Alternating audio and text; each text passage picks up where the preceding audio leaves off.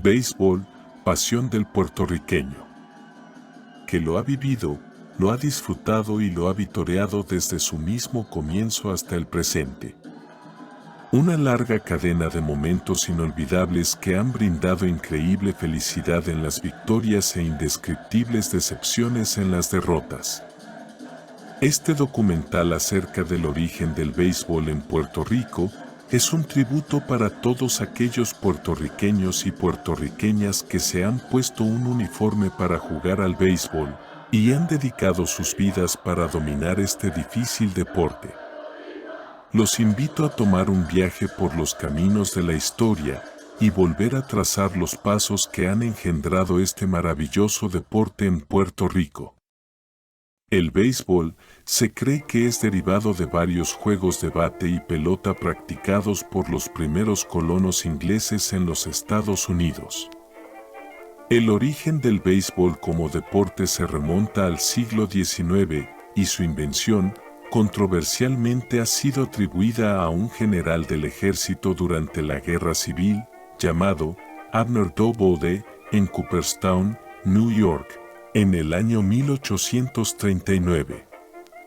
No es hasta el 1846 en Elysian Fields de Hoboken, New Jersey, los Estados Unidos, cuando por primera vez se juega el béisbol con las reglas modernas. Un juego a 4 entradas en el cual los New York Nine venció a los New York Knickerbockers 23 carreras a 1. Alexander Cartwright, considerado el padre del béisbol en Estados Unidos, fue quien desarrolló en 1845 las reglas básicas del juego y organizó el primer equipo de béisbol, conocido como los Knickerbockers Baseball Club. El origen del béisbol en Puerto Rico ha sido vinculado a la llegada a la isla de un joven norteamericano de ascendencia puertorriqueña en 1895, llamado Amos Iglesias Van Pelt, después que se relocalizó en Puerta de Tierra en el viejo San Juan. Durante una entrevista conducida por el aclamado periodista Luisín Rosario, publicada en el periódico El Mundo en 1965, Amos Iglesias, quien es considerado el padre del béisbol en Puerto Rico, relató cómo se originó este deporte en la isla. Llegué a Puerto Rico en el año 1895. En uno de mis paseos por Puerta de Tierra, en la Parada 3, sitio que era conocido como La Granja, vi a un hombre con un bate y una pelota. Eso me llamó la atención. Me le acerqué, preguntándole cómo se llamaba y de dónde era. Me contestó que se llamaba Braulio Sánchez y que era cubano. Al entrar en conversación, me dijo que sabía jugar pelota en Cuba y que acá se encontraban otros muchachos que sabían, mencionándome a 2 hermanos de apellido León, sobrinos de Cabán, que aquí estaba de capitán general, otro de apellido Caballero y a otros que no recuerdo.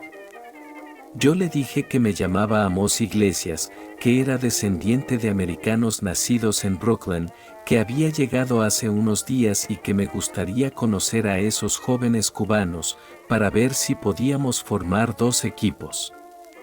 Braulio me puso en contacto con Caballero y formamos 2 novenas. De acuerdo con la información publicada durante esos años, para el 1897, un club social del béisbol se había organizado en San Juan y 2 novenas o Nans, como se les llamaba en esa era, fueron organizadas. El Borinquen Baseball Club, formado por puertorriqueños, y el Almendares Baseball Club, integrado mayormente por cubanos.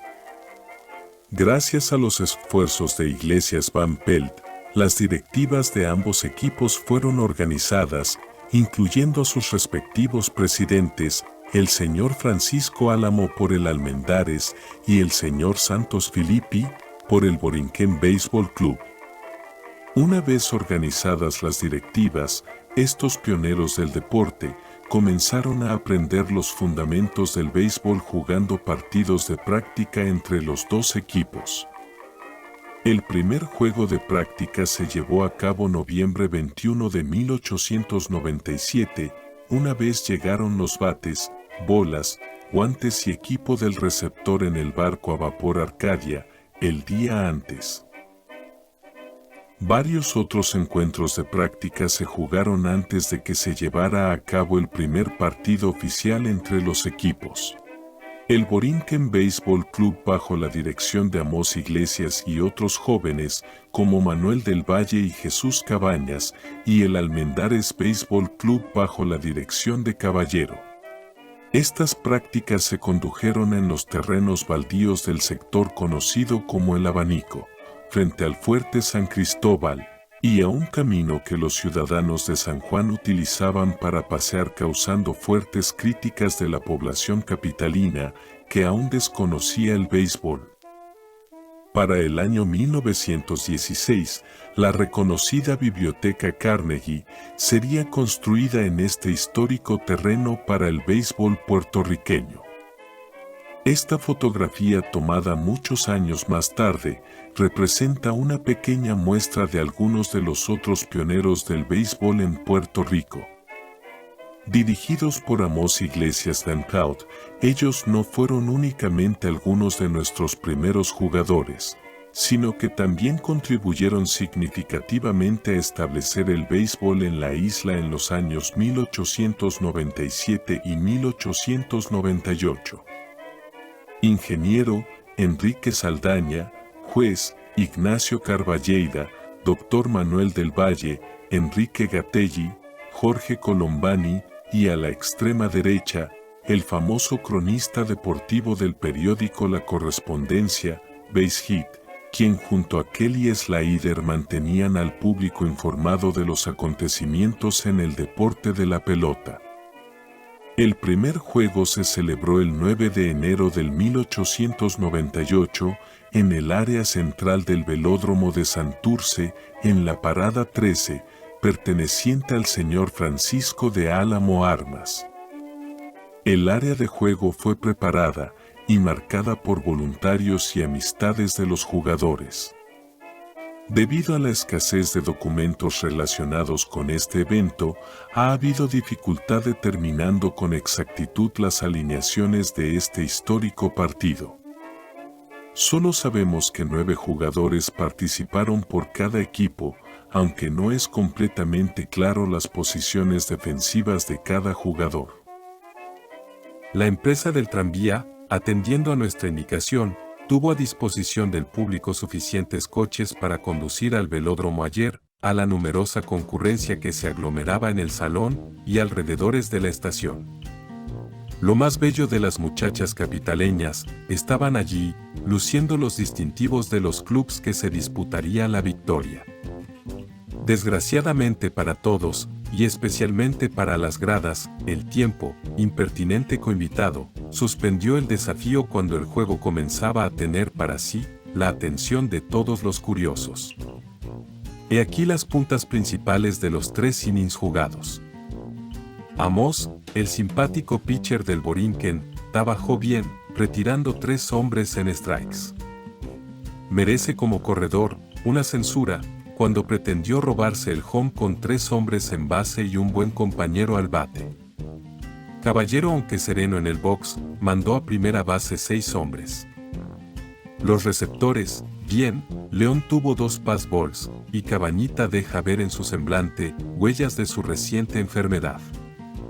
Los del field de Borinquen, deficientes. No comprenden que todos no pueden coger un fly al mismo tiempo. Almendares comenzó trabajando bien, haciendo presumir que hubiesen dado un fuerte reto a la victoria que los Borinquen esperaban. En resumen, el público no pudo comprender el juego. Las jugadas fueron deficientes. El tiempo infernal, y el árbitro, acertado. Base Hit, periódico La Correspondencia, 10 de enero del 1898. Como en esta era no había facilidades para jugar al béisbol, los primeros juegos se efectuaron en el área central de una pista diseñada para la práctica del ciclismo, llamado el Velódromo de Santurce. Gracias a los esfuerzos del historiador del béisbol de Puerto Rico, el señor Jorge Colón Delgado, hoy en día sabemos con exactitud dónde la estructura deportiva estaba localizada, como es demostrado en esta sobreimposición de una pista de 400 metros en una vista aérea del lugar. Podemos ver al señor Colón Delgado apuntando la estructura Miramar Plaza, que en la actualidad se encuentra ubicada en este lugar. Él también se ha convertido en un fuerte proponente que esta localidad sea identificada como un sitial histórico por el gobierno de Puerto Rico. El 1 de febrero, El Liberal, un diario de esta era, reportó que en enero 30 el primer juego oficial, a 9 entradas, había tomado lugar entre las novenas de Borinquen y Almendares, y el diario El País imprimió el resumen del juego, con una victoria de Borinquen 9-3, estableciéndose así la forma tradicional en que los partidos de pelota serían reportados en el futuro. Los equipos continuarían varios juegos más entre ellos, mientras que Puerto Rico atravesaba por grandes cambios políticos. Después de muchos años de tensión política entre España y los Estados Unidos, en noviembre 26 del 1897, España decide otorgar la Carta Autonómica a Puerto Rico, convirtiendo al país en una provincia de ultramar con un gobierno autónomo. Un comité transicional fue establecido y dirigido por el prócer puertorriqueño Luis Muñoz Rivera. El nuevo gobierno apenas había comenzado a ejercer sus obligaciones, cuando lejos de nuestras serenas playas y completamente fuera de nuestro control, el 15 de febrero de 1898, el barco de guerra norteamericano el Maine fue destruido por una explosión mientras se encontraba en el puerto de La Habana, en Cuba. Este evento cambiaría la dirección de la historia de Puerto Rico y pondría en alto toda actividad política, social y deportiva en la isla. En abril 26, el Congreso responde al pedido del presidente McKinley para una intervención bélica, y la guerra hispanoamericana fue declarada como oficialmente comenzada el 21 de abril del 1898, cuando un bloqueo naval de Cuba había sido ordenado. El ataque a Puerto Rico comenzó con el bombardeo naval de San Juan, en mayo 12 del 1898, seguido por la invasión por la bahía de Guánica, por 16,000 soldados americanos el 25 de julio. A pesar de la valiente resistencia ofrecida por los soldados españoles y puertorriqueños, los norteamericanos con su mayor poder bélico, tomaron control de la isla para el 18 de octubre del 1898. El comandante de las fuerzas militares norteamericanas, general Nelson A. Mills, fue designado gobernador de Puerto Rico, e inmediatamente estableció una política pública de controlar y americanizar el territorio adquirido durante la guerra. El béisbol, que era comúnmente practicado por los soldados y marinos americanos, fue el vehículo ideal para adoptar esta política y comenzar a reparar los daños sociales y psicológicos de la guerra. Una vez que la seguridad pública fue restablecida, juegos de pelota comenzaron a tener lugar entre equipos formados por los militares y los equipos locales. El deporte del béisbol había retornado nuevamente a Puerto Rico en los terrenos del Castillo San Felipe del Morro, esta vez permanentemente y para integrarse a la fibra cultural de los puertorriqueños. Amos Iglesias Gantaut nos relata lo que aconteció en esos años. Nosotros continuamos jugando el uno contra el otro hasta el comienzo de la guerra hispanoamericana. Después de la guerra, comenzó la segunda etapa de nuestro béisbol. Cada departamento del gobierno insular formó su propio 9. Los primeros equipos incluyeron Tesoro, Secretarios, Interior, Ejército y Marina. Yo me convertí en el lanzador de Tesoro. Unos meses más tarde, le cambiamos el nombre al equipo a Rad-D, y con ese nombre ganamos el campeonato, desde 1901 al 1906. Entre otros equipos de esta era, se encontraban la escuadra del Hospital Naval, el equipo Atenas de Manatí, el aún existente Club Almendares, el Club Independencia, Interburó, Escogidos, Correos y el equipo Comercial. La mayoría de las novenas de la Liga del Morro incluían a escuadras locales, equipos formados por las tropas acuarteladas en San Juan o integrados por los miembros de las agencias del gobierno insular. Debido a la alta calidad del béisbol jugado por los americanos, que a largo plazo mejoraría la calidad del béisbol puertorriqueño, frecuentemente novenas integradas por cubanos y puertorriqueños se enfrentaban a los equipos norteamericanos. Fue un 4 de noviembre del 1899 cuando el Club Almendares, reforzado por Amós Iglesias y Florentino López, un gran receptor de esa era, que por primera vez en la historia del béisbol en la isla, un equipo americano fue derrotado, al Almendares vencer al segundo regimiento de infantería 32 carreras a 18, evento que fue celebrado en todo San Juan. Ya para el 1901, la pasión por el béisbol se comenzaba a palpar en la fanaticada capitalina.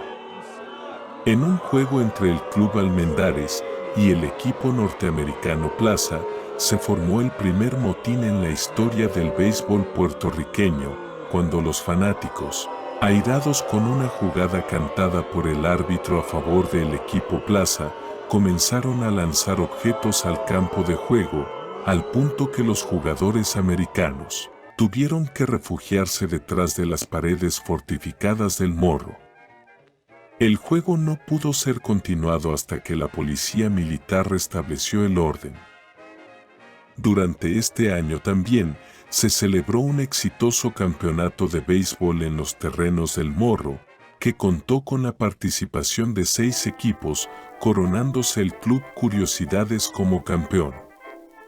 Este evento fue muy concurrido y contribuyó a popularizar el naciente deporte. En el 1902, la primera triple jugada es registrada en la historia del béisbol de Puerto Rico.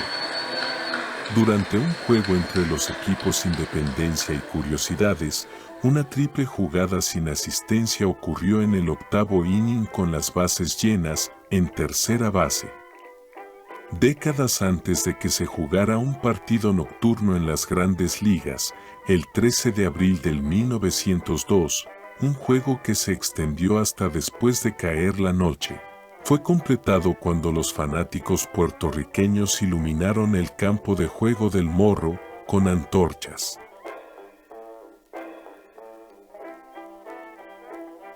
El desarrollo del béisbol se hace evidente cuando varias ligas del deporte comienzan a emerger en múltiples pueblos de la isla, especialmente donde las tropas americanas estaban estacionadas o los marinos mercantes descargaban sus cargamentos.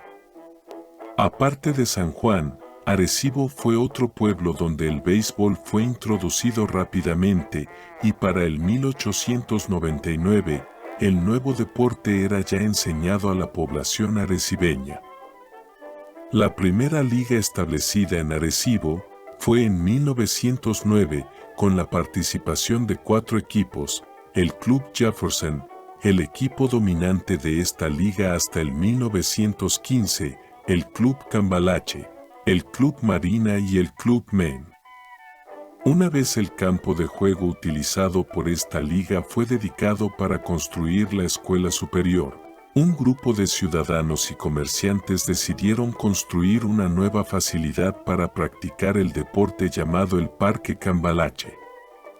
Con esto, la Liga Cambalache emergió, y el equipo Central Cambalache pasó a dominar el béisbol a partir del 1915 en este pueblo. La calidad del béisbol en Arecibo era tal que comerciantes y empresarios desde el 1910 comenzaron a invitar equipos de las ligas latinoamericanas y las ligas negras a jugar contra los equipos de esta ciudad. Estas visitas se extendían desde septiembre hasta enero, y los torneos celebrados en estos meses fueron denominados la temporada americana. En el 1916 podemos señalar que equipos de la categoría de las Estrellas de La Habana, los Gigantes Reales de Brooklyn y las Estrellas Cubanas de Alejandro Pompés visitaron y jugaron contra equipos de Arecibo. Para el 1924, el equipo más poderoso en Arecibo eran los Lobos de Norte, denominados así en honor a los valientes pescadores de alta mar de esta área. Este equipo jugó en una nueva liga y un nuevo parque, llamado Arecibo Park. En esta liga se continuó la tradición de invitar poderosos equipos durante el invierno. Otra importante liga de béisbol fue la Liga del Castillo en la ciudad de Ponce, que surgió en el 1909. Esta liga fue integrada al complejo atlético Charles H. Terry, un importante educador y superintendente de escuelas en Ponce, que se distinguió por impulsar el deporte en las aulas de esta ciudad. A través de los años, importantes equipos visitaron esta facilidad deportiva. Fue en esta liga que el 23 de febrero del 1912, el equipo de la Escuela Superior de Ponce hizo historia al vencer a la escuadra All-American mientras los últimos estaban de gira por Puerto Rico. Con el lanzador Lorenzo Roque en la caja de picheo y futuras estrellas Francisco Siquifaber y Francisco Paquito Montaner en el equipo, los jóvenes de la Escuela Superior ganaron el encuentro ante este poderoso club, 4-3. Este evento marcó la primera vez en la historia que un equipo de béisbol formado por solo jugadores puertorriqueños venció a un equipo norteamericano. Esta victoria fue celebrada a través de todo Puerto Rico. Para el 1910, una facilidad para jugar al béisbol fue construida en la ciudad de Caguas. El único parque, con una tribuna principal de 2 pisos, fabricada completamente en madera. La Liga de Puerta de Tierra fue la próxima en emerger. Esta liga se convirtió en la más importante de esta era, por lo cual la examinaremos en detalle más adelante.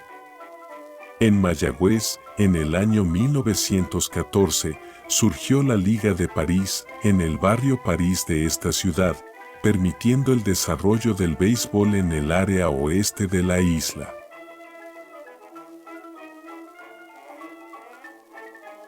La Liga de Puerta de Tierra fue la facilidad más importante de esta época para el desarrollo del béisbol en Puerto Rico.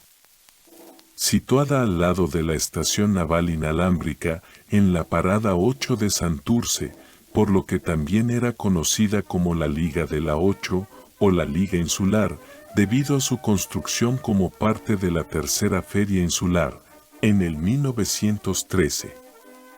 En esta liga se jugaba los domingos o días feriados, pero generaba un gran interés entre los fanáticos del béisbol y equipos de todas partes de la isla la visitaban, usualmente viajando por tren, para jugar en esta liga.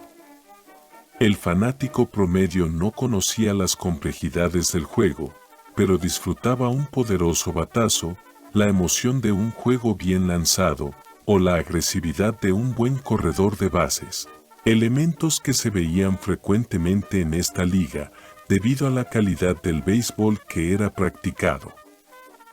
Esta histórica liga cerró sus puertas el 1 de enero del 1926, cuando se comenzó la construcción del Parque Luis Muñoz Rivera en este terreno. Siendo la Liga de Puerta de Tierra el escenario más importante para este deporte, legendarios equipos desplegaron sus habilidades jugando al béisbol en esta liga. Equipos como el Club Puerto Rico Sports o el equipo San Agustín llamado así por su relación con esta importante iglesia jesuita. Otro gran equipo de esta liga lo fue el Borinquen Stars, una de las escuadras más completas de esta era y un gran embajador del mejor béisbol puertorriqueño, del cual debido a su importancia histórica, hablaremos en detalle más adelante.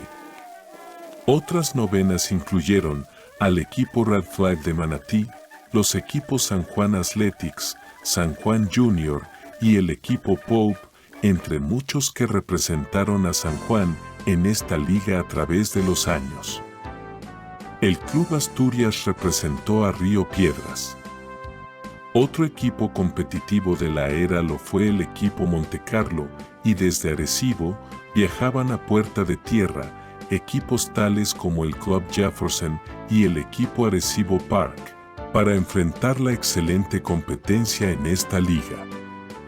Así también, equipos representativos de Juncos o Caguas, que en esa era se llamaba Jacaguas, el equipo Naguabo Team, representativo del área este de la isla, los extraordinarios Leones de Ponce, repletos de futuras estrellas, y representando al área oeste, los Tiburones de Aguadilla y los Cardenales de Mayagüez, así como un sinnúmero adicional de equipos no incluidos en esta reseña.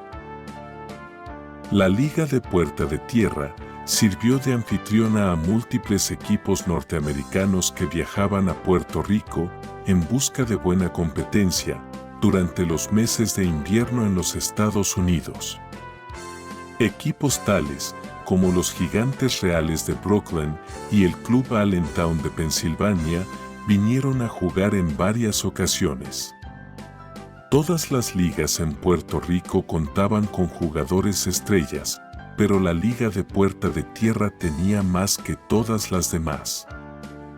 Jugadores estrellas de esta liga incluyó entre otros a José Pepe Santana, conocido en Puerta de Tierra como el Babe Ruth puertorriqueño por sus enormes batazos. Lorenzo Roque, el gran lanzador que hizo historia con la Escuela Superior de Ponce y eventual manejador en la liga, el gran primera base, Siki Faverie, también parte del histórico conjunto de la Escuela Superior de Ponce y del legendario equipo Borinquen Stars. Francisco Paquito Montaner, el primer lanzador puertorriqueño en lanzar un juego sin hits en 1911. Rafael Mochile Concepción, un jugador muy versátil que podía jugar en el cuadro o los bosques. Néstor Sabater, el excelente jardinero central para los Leones de Ponce. Rafael Cobas Concepción, capaz de actuar como receptor o como lanzador. El joven y futuro superestrella, Emilio Millito Navarro, quien jugaba segunda base y campo corto, y es considerado uno de los jugadores más completos de Puerto Rico. Francisco Pancho Coimbre, también muy joven, quien era un jugador extremadamente versátil y uno de los mejores bateadores en la historia del béisbol boricua, con un promedio de bateo por vida de 337 y un asombroso 2.5 ponches por temporada. Pedro Miguel Caratini, quien jugó y manejó para los Leones de Ponce, es considerado el padre del béisbol dominicano y una de las primeras superestrellas de este deporte en la isla, y Pedro Perucho Cepeda, que podía jugar en el cuadro o los bosques, y quien es considerado el más poderoso y dominante jugador de esta era, y una superestrella de todos los tiempos en el béisbol latinoamericano y puertorriqueño. Antes de su clausura en 1926, dos importantes torneos de béisbol fueron jugados en este terreno. Ambos auspiciados por los cronistas deportivos de la época, que aparte de reportar el deporte, a veces manejaban los juegos u organizaban los torneos. El primer torneo se llamó el Campeonato de Béisbol Aficionado. Este fue un gran torneo, no solamente por la gran asistencia, pero por la calidad del béisbol que se jugó. Este evento tiene la distinción de ser la primera vez que el béisbol nuestro reconoció la existencia de aficionados y profesionales en el deporte, que hasta entonces agrupaba a todos los peloteros bajo una sola clase. El segundo torneo fue organizado por el cronista del periódico El Imparcial, Jacobo Córdoba Chirino, quien pudo registrar 6 equipos y en el cual el equipo representativo de Juncos, gracias a la actuación de Pedro Perucho Cepeda, resultó campeón. Una vez más la asistencia de los fanáticos fue excelente, ayudando a aumentar el interés por el béisbol a través de todo el país. El legendario equipo Borinquen Stars no solamente fue un gran equipo de béisbol en Puerto Rico, pero lo fue también durante sus giras por Latinoamérica.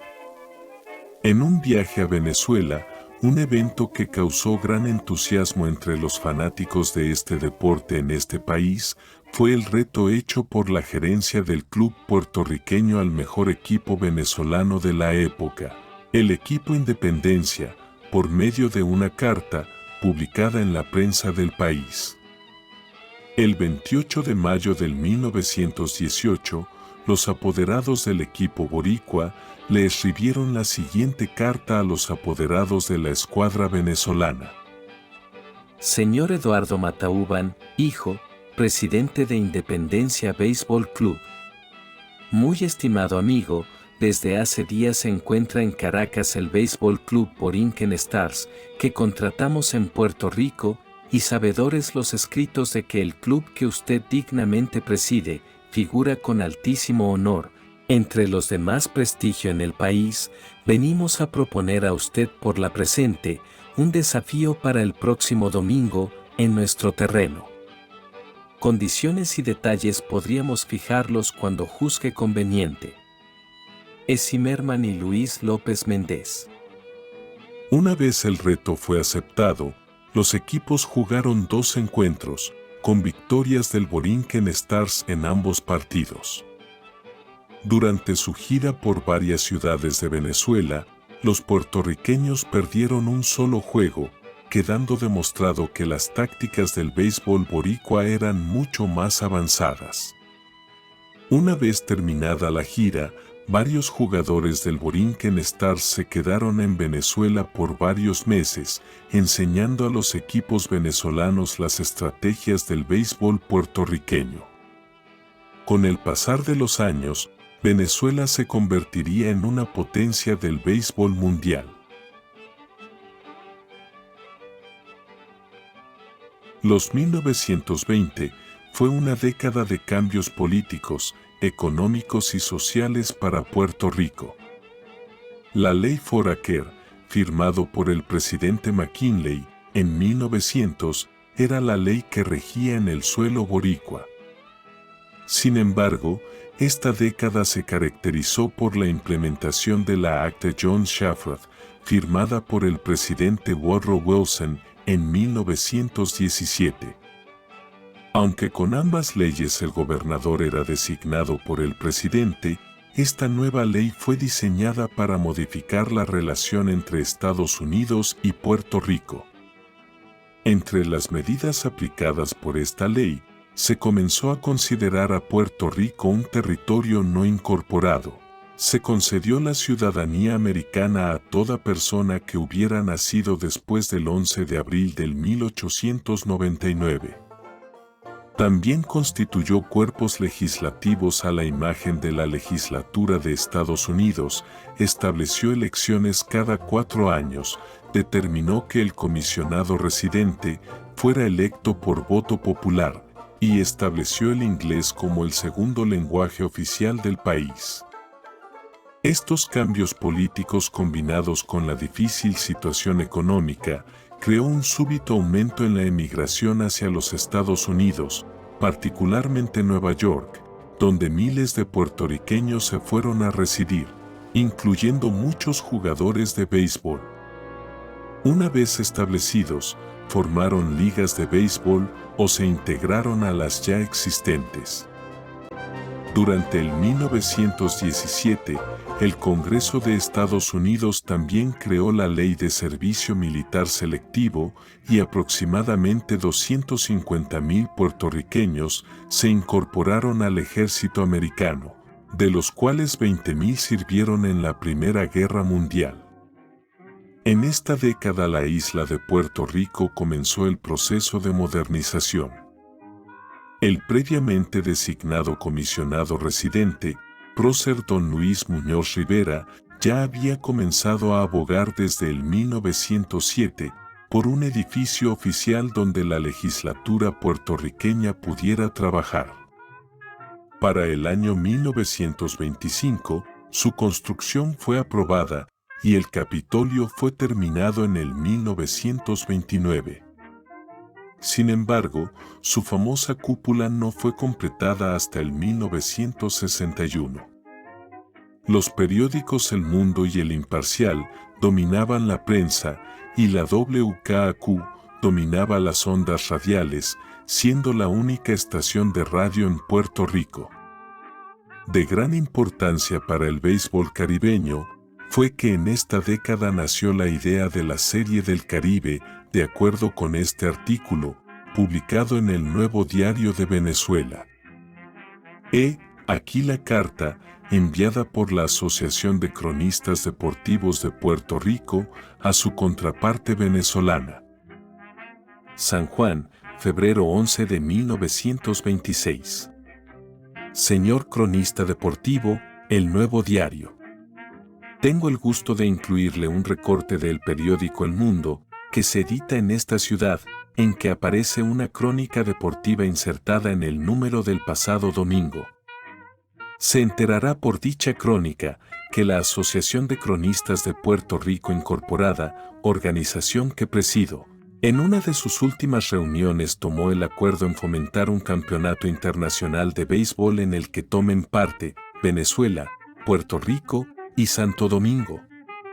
Este campeonato y los campeonatos subsiguientes estrecharán las relaciones de amistad, despertarán mayor entusiasmo en el cultivo de los deportes y serían el medio propulsor para aumentar el intercambio comercial entre los tres países. Para 1946, la Serie Interamericana fue inaugurada con participación de Cuba, Venezuela, México y los Estados Unidos. Con la clausura de este campeonato, la Serie del Caribe fue comenzada en 1949 con la participación de los equipos campeones en las ligas de Venezuela, Panamá, Cuba y Puerto Rico. La caída del mercado de acciones en los Estados Unidos comenzó la Gran Depresión, la peor catástrofe económica en la historia de este país. La Gran Depresión tuvo efectos devastadores en Puerto Rico, dando lugar a más desempleo, pobreza generalizada y hambre. Los bancos cerraron sus puertas y los agricultores se fueron a la bancarrota. La emigración hacia los Estados Unidos aceleró, lo que creó una gran ruptura en las familias puertorriqueñas. La Gran Depresión duró por una década y durante estos tiempos no había suficiente dinero para los fanáticos poder ir a los juegos y la asistencia sufrió hasta tal punto que los dueños de los equipos tuvieron que añadir espectáculos secundarios o comenzar a transmitir los juegos por la radio.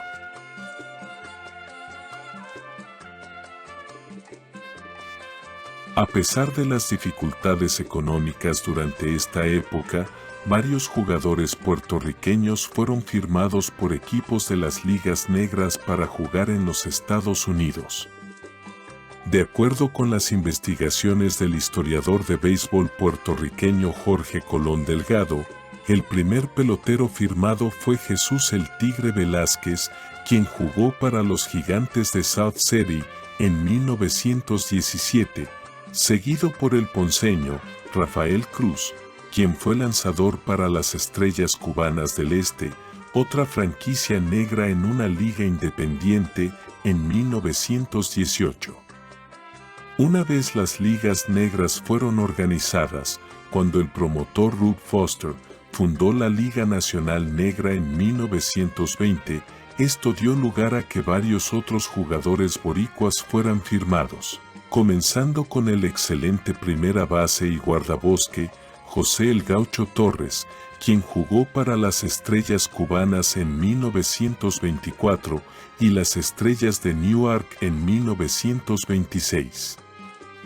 José Pepe Santana, quien jugó primera base para las Estrellas de La Habana en 1924 y los Gigantes de Filadelfia en 1925, el estelar guardabosque central y poderoso bateador, Néstor Sabater, que junto a el gran pelotero y magnífico primera base, Francisco Siquifaver, el gran lanzador, Juan Sosa y Ramón Gilfucci, fueron firmados por las Estrellas de Newark en 1926, seguidos por la superestrella Emilio Millito Navarro, quien fue firmado por las Estrellas de Cuba del Este en 1928. Y para cerrar la década, el versátil Roberto Cobas Concepción, quien podía lanzar y jugar de receptor, y el valioso primera base, Guillermo Angulo, quienes firmaron con las Estrellas de Cuba en 1929.